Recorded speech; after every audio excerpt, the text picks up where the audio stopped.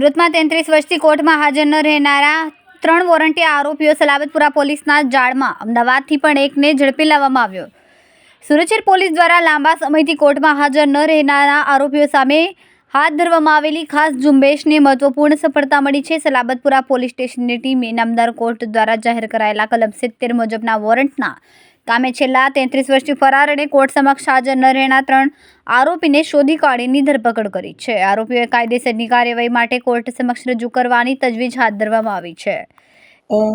Surat police Surat સિટીમાં અત્યારે wanted આરોપીની ડ્રાઈવ ચાલી રહી છે. 70 મુજબના જે વોરંટ ઇસ્યુ થયા છે એમને પકડવાની પણ એક ડ્રાઈવ પોલીસ કમિશનર શ્રીએ સુરત સિટી શહેરનાઓએ આપેલી છે.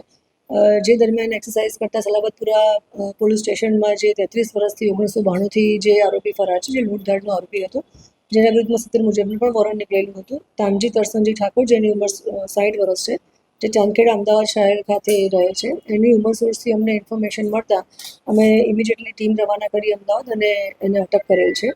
નાની મોટી છૂટક મજૂરી કામ જ કરે છે. અને આ સિવાય બીજા 2 આરોપી છે જેના 70 મુજબના વોરંટ નીકળેલા હતા. જયંતિભાઈ ઈશ્વરભાઈ પટેલ, જેની ઉંમર 63 વર્ષ છે અને જે મૂળ મહેસાણાના રહેવાસી છે. દિનેશભાઈ ઈશ્વરભાઈ પટેલ, જેની ઉંમર 66 વર્ષ છે અને એ પણ મહેસાણાના રહેવાસી છે.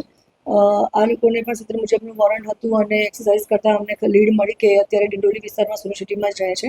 બંનેને અત્યારે અમે અટક કર્યા છે અને પોલીસ સ્ટેશનમાં સલાબતપુરા પોલીસ સ્ટેશનમાં 3 જણને અમે અત્યારે અટક કરેલા છે. આ 3 જણા લૂંટધાડના ગુનામાં જ આટલા વખતથી વોન્ટેડ હતા. કેમેરામેન હર્ષદ પાટીલ સાથે સુનિલ પાટીલ, સમય મીડિયા ન્યૂઝ, સુરત.